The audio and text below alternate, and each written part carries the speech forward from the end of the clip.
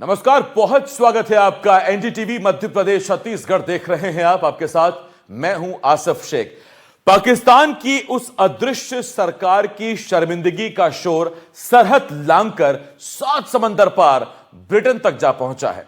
आज पाकिस्तान के लिए जलालत का दिन है। जिस इमरान खान के नाम को पाकिस्तान के न्यूज चैनलों पर लेने तक की पाबंदी है, आज वही नाम ब्रिटेन की संसद वेस्टमिंस्टर में गूंजा।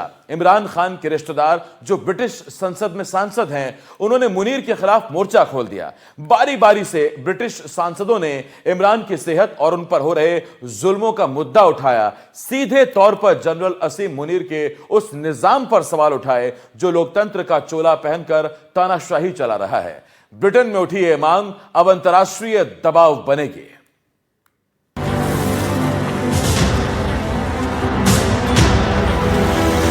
उनको जेल से निकालना के खिलाफ जिंदा है, इमरान के लिए जिंदा है। पूछे अंदरून मुल्क पाकिस्तानियों से क्यों मेरे साथ खड़े, क्यों उन्होंने इतने बड़े मुजाहरे किए जब मेरी हुकूमत को हटाया गया। कि वो तरसते हैं कि कोई उनके मुल्क में एक खुददार लीडर आए ताकि उनको शर्मिंदा ना कराए।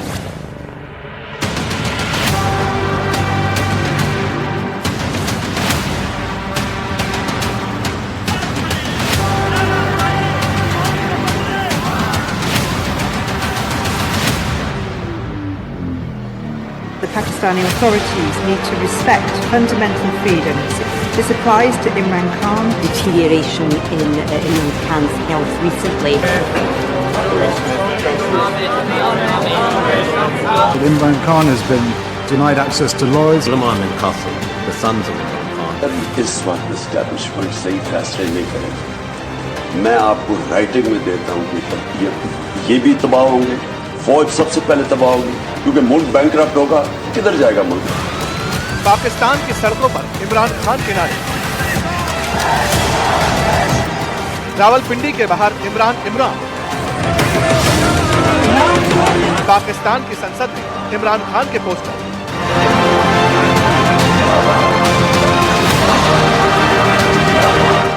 अब ब्रिटेन की संसद में भी इमरान की गूंज। जनरल मुनीर की कैद में दिन काट रहे इमरान खान पर इससे बड़ी ब्रेकिंग न्यूज नहीं हो सकती। इमरान खान पर इससे बड़ी खबर नहीं हो सकती। जनरल के जाल में फंसे इमरान खान की रिहाई को लेकर इससे बड़ा डेवलपमेंट नहीं हो सकता। Imran Khan has been denied access to lawyers. Sulaiman and Qasim, the sons of Imran Khan. अभी तक सिर्फ इमरान खान की बहन अपने भाई के लिए लड़ाई लड़ रही है, मुनीर के खिलाफ विरोध की मशाल उठा रही है। करनी चाहिए। अगर इमरान खान की जिंदगी खतरे में, इनकी सारी नस्लों की जिंदगी खतरे में हो जाएगी।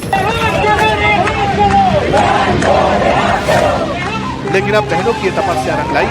अब उस मुल्क की संसद में इमरान खान की रिहाई की मांग उठी, जिसके डॉलर और पाउंड से मुनीर और शहबाज का सिस्टम सांस लेता है, जिसकी वजह से पाकिस्तान के कई घरों का चूल्हा जलता है, जिसकी बदौलत जनरल के बदन पर वर्दी और उसके सीने पर फर्जी मेडल।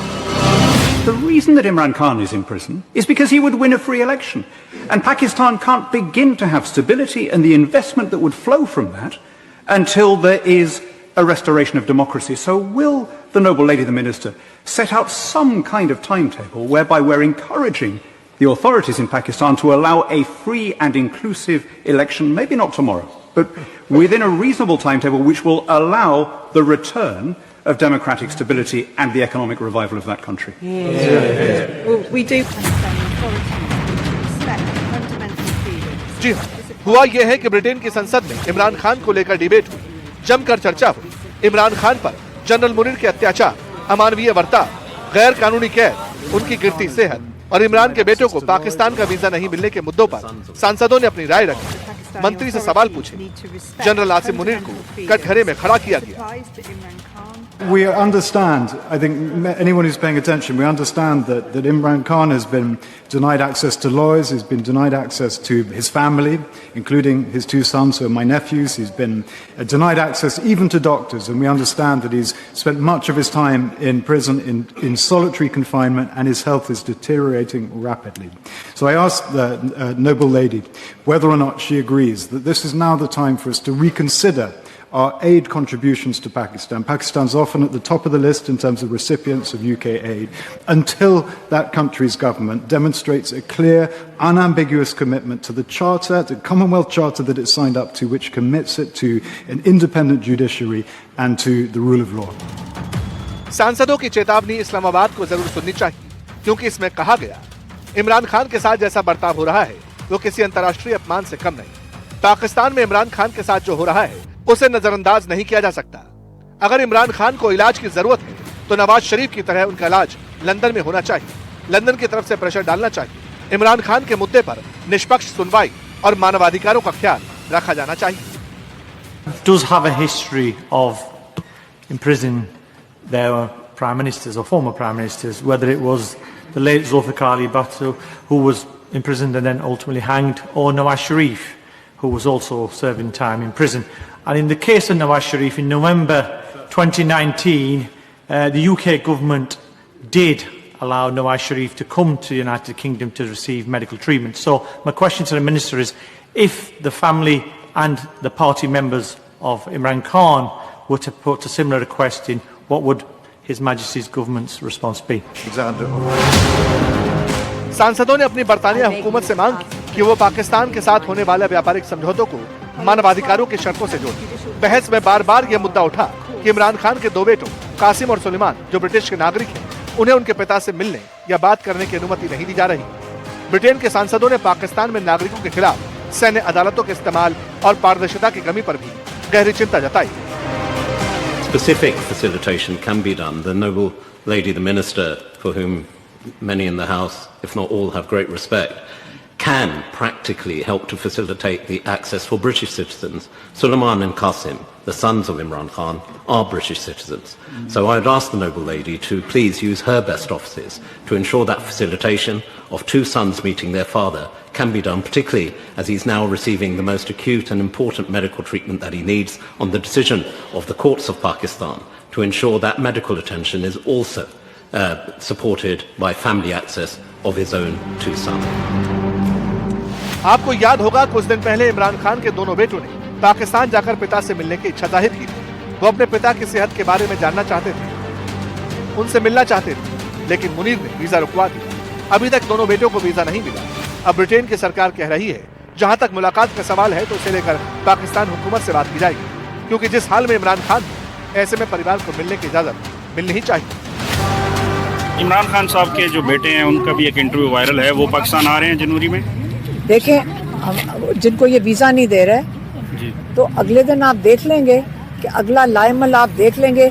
इनको तो बच्चों के नाम से ही डर लग जाता है। उनके ऊपर भी AI बनानी शुरू कर दी, मेरे पे भी AI बना लिया है आर्टिफिशियल इंटेलिजेंस से कि इमरान खान अगर को कुछ हो गया हम पाकिस्तान में आके सियासत कर लेंगे। ये उनके ऊपर AI बना दी, मेरी बहन के ऊपर भी बना दी। पाकिस्तान में हर गुजरते दिन के साथ इमरान खान की रिहाई का मुद्दा बड़ा बनता जा रहा है और अब तो ब्रिटेन की सरकार भी इसमें दखल दे सकती है। इसीलिए जनरल आसिम मुनीर पर जबरदस्त प्रेशर है। वैसे इमरान को 2 डील ऑफर हो चुकी है, लेकिन जब इमरान अपनी शर्तों पर अड़े रहे तो जनरल ने इमरान की आंख से खिलवाड़ शुरू कर दिया। ये इल्जाम बहनें खुलेआम लगा रही हैं।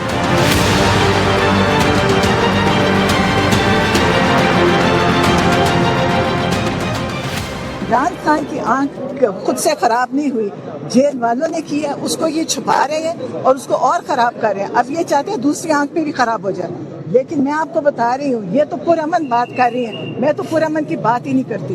मैं सोचती हूँ लोगों को निकल के जल्दी एहतजाज करना चाहिए। ये वक्त ले रहे हैं, इनको टाइम चाहिए ताकि आंख और खराब हो जाए, और ये समझते हैं कि हम सब ऐसे बैठे रहेंगे। इनका ख्याल है, मुझे नहीं पता पहले लोग जो कत्ल कर चुके हैं उनका क्या हुआ था। हम बैठेंगे भी नहीं और हम उसका हिसाब भी लेंगे और उसका बदला भी लेंगे।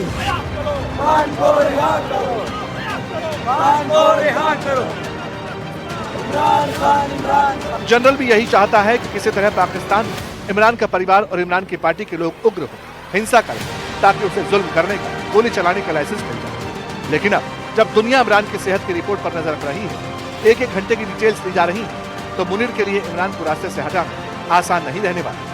इसीलिए उनकी बहनों को लगता है कि आज नहीं तो कल इमरान को कैद तन्हाई से, जनरल के जुल्मों से आजादी जरूर मिलेगी।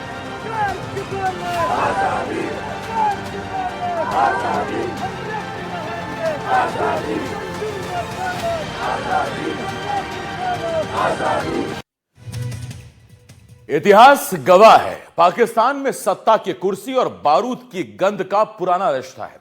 यहां वजीरों को फूलों का हार नहीं बल्कि या तो वतन बदरी मिलती है यानी देश निकाला, या फिर फांसी का फंदा।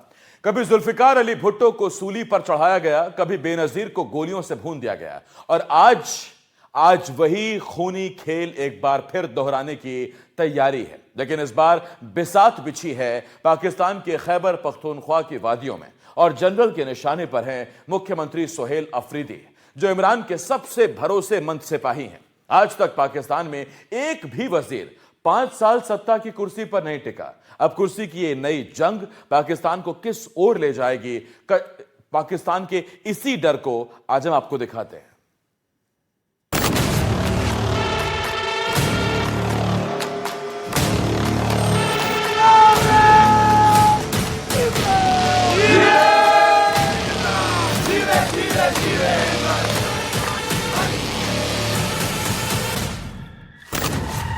एक कुर्सी पर कैसे मिटेगा पाकिस्तान? बाप भी मुझसे ये कुर्सी नहीं ले सकता। जब तक इमरान खान ना चाहे किसी का बाप भी मुझे नहीं हटा सकता। एक कुर्सी पर कितनी बार लहूलुहान होगा पाकिस्तान? तो मुझे लगता है कि घी सीधी उंगली से नहीं निकलेगा, अभी उंगली थोड़ी टेढ़ी करनी पड़ी। मैं ऐलान करता हूं कि मैं स्ट्रीट मूवमेंट की तैयारी के लिए इमरान खान रिहाई फोर्स का ऐलान करता हूं। जनरल मुनीर की जिद और ऑपरेशन पठान की इनसाइड स्टोरी क्या है?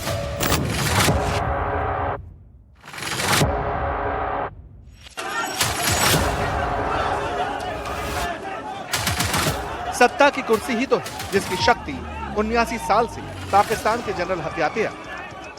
सत्ता की कुर्सी ही तो है जिसने 79 बरस में बार बार जमहूरियत को लहूलुहान किया।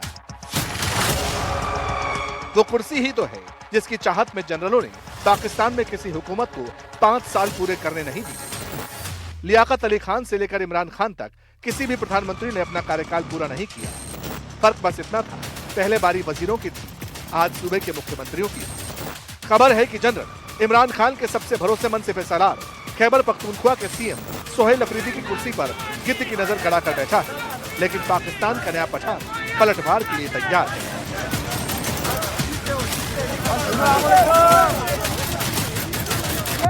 हमारी असली लड़ाई मिलिट्री एस्टेब्लिशमेंट से है। ये लोग लगे हुए हैं बंद कमरों में, किसी के आगे झोलियां पिला रहे हैं या किसी के पांव पकड़ रहे हैं। मैं कसम खा के कहता हूं कि मुझे इनकी कोई फिक्र है ही नहीं। क्या कहेंगे ये लोग, क्या चाहते हैं ये लोग? ये कुर्सी चाहते हैं, ये कुर्सी मुझे चाहिए। ये जो करते हैं करें, किसी का बाप भी मुझसे ये कुर्सी नहीं ले सकता। जब तक इमरान खान ना चाहे किसी का बाप भी मुझे नहीं हटा सकता।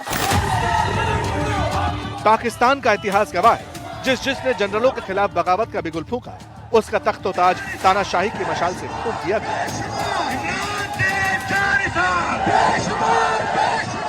कभी गोलियां चली, कभी फांसी के फंदे तैयार हुए, तो कभी तख्ता पलट के जरिए लोकतंत्र का गला घोटा गया। अब वही खेल सूबे के लेवल पर खेला जा रहा है। सोहेल अफरीदी को हटाने की तैयारी महज एक प्रशासनिक बदलाव नहीं, बल्कि आवाम की आवाज को कुचलने की एक और कोशिश है। सवाल है कि इस साजिश की बुनियाद आखिर पड़ी कैसे? हम अपने अमन फोर्स को जो इमरान खान की रिहाई के लिए हम बनाने जा रहे हैं, इंशाल्लाह बनाएंगे भी, और इसके जरिए अपने लीडर, अपने कायद जनाब इमरान खान साहब को रिहा भी करवाएंगे। तो बात 18 फरवरी की। इमरान की आंख पर दूसरी medical report Islamabad high court में पेश हुई। रिपोर्ट में कहा गया कि इमरान की आंखें सेहतमंद हैं, लेकिन स्याह सच तो यह था कि इमरान खान की आंखें पथराने लगी। इसी रोज सोहेल अफरीदी ने जनरल निजाम को उखाड़ फेंकने की कसम खाई और मैदान में रिहाई फोर्स उतारने का ऐलान किया। जो जिम्मेदारी आपको इमरान खान साहब ने दी है, आपके साथ इंशाअल्लाह ताला हम खड़े हैं। मुझे जो जिम्मेदारी दी गई है इमरान खान साहब की तरफ से, वो स्ट्रीट मूवमेंट की तैयारी है। जिस तरह पूरे पाकिस्तान में हम कर रहे हैं और जिस तरह लोग मोबिलाइज हो रहे हैं, ये आप सब ने देखा और आप सब के इल्म में है। उसी तैयारी को आगे ले जाते हुए तो मुझे लगता है कि घी सीधी उंगली से नहीं निकलेगा, अभी उंगली थोड़ी टेढ़ी करने पड़ेगी। इसलिए आज मैं ऐलान करता हूं कि मैं स्ट्रीट मूवमेंट की तैयारी के लिए इमरान खान रिहाई फोर्स का ऐलान करता हूं, जिसमें पाकिस्तान के तमाम नौजवान, मेरे भाई, मेरी बहनें उसमें शरीक होंगी।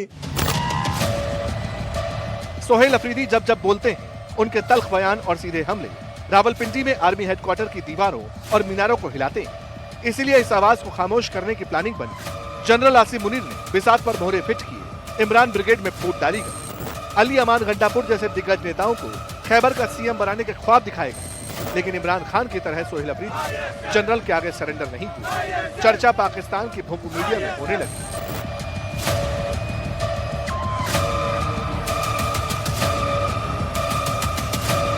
ये पाकिस्तान की सियासत के अंदर ये कोई अनहोनी चीज नहीं है। अभी पंजाब की जो वजीर आला है वो इसी मीडिया पे बैठ के कहती थी हमारी तो इमरान खान से लड़ाई नहीं है, उनके लाने वालों से। अब अल्फाज के चुनाव के ऊपर आप यकीनन तनकीद कर सकते हैं, लेकिन ये कोई नई चीज या अनहोनी चीज तो नहीं है। ये तो सारी सियासी जमातें यही कहती रही हैं। और अगर कोई खामखा इस चीज को इशू बनाकर जो है न्यूज में आना चाह रहे तो इसके जिम्मेदार हम नहीं है। बहरहाल जो है किसी से कोई सिक्योरिटी नहीं ली गई और मेरे ख्याल में इस वक्त जो है हमारा सारा फोकस इमरान खान साहब की सेहत और उनकी रिहाई पर होना चाहिए और बाकी किसी चीज पर नहीं। वैसे जनरल पाकिस्तान को अपनी जागीर समझता है, होने के लिए तो कुछ भी हो सकता है, क्योंकि जनरल के खिलाफ इमरान के तल्ख और बागी तेवर उन्हें कालकोठरी तक ले गए। 2.5 साल गुजर गए, इमरान ने सूरत नहीं देखी। रही बात मुनीर की तानाशाही की, तो उसका एक और किस्सा इस्लामाबाद हाई कोर्ट से रिलीज हुआ। अल कादिर केस में इमरान के वकीलों ने 5 महीने 15 दिनों तक केड़ियां खींची, तब जाकर पहली सुनवाई हुई। यानी इंसाफ फिर से खैरात की तरह इमरान ब्रिगेड के मुंह पर फेंका गया। अल कादिर ट्रस्ट का केस था।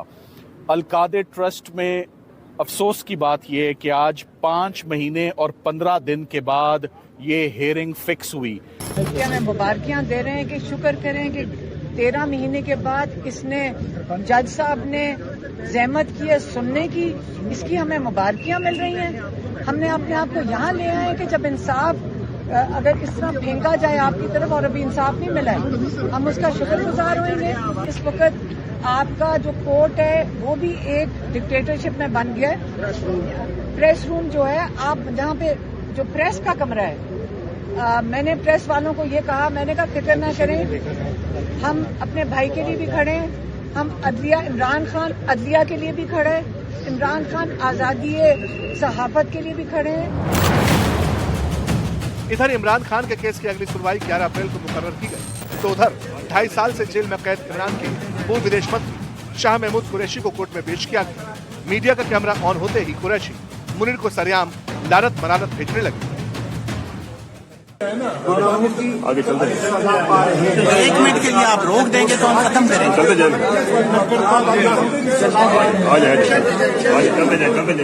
दामन साहब है, बेकसूर है, अल्लाह बेनियाज है। वो जब चाहे दिल बदल सकता है, वो जब चाहे फैसले पलट सकता है। इसलिए मैं कहता हूँ नकरदा गुनाहों की सजा पाना यार।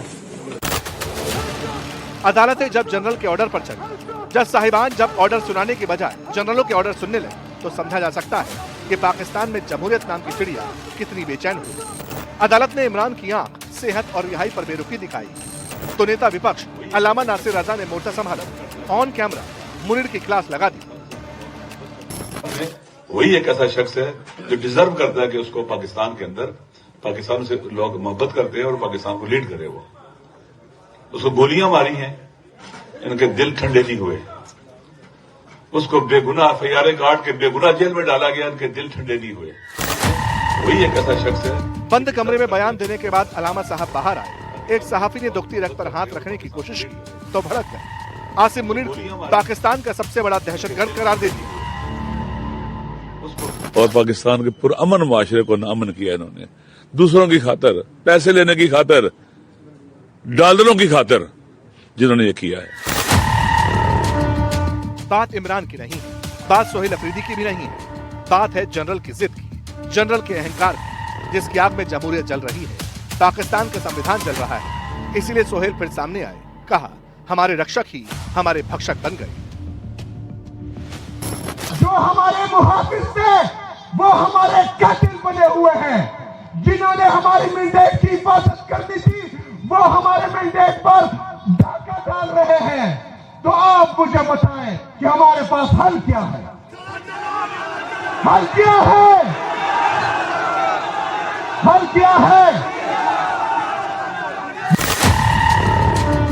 79 साल में जिस मुल्क में लोकतंत्र की बहाली नहीं हुई, 79 साल में जिस मुल्क में कोई हुकूमत जनरलों के आगे नहीं टिकी, अब कुर्सी की ये जंग जनरल के आगे कितने दिन टिकेगी, ये ना बताने की जरूरत है और ना ही समझाने की।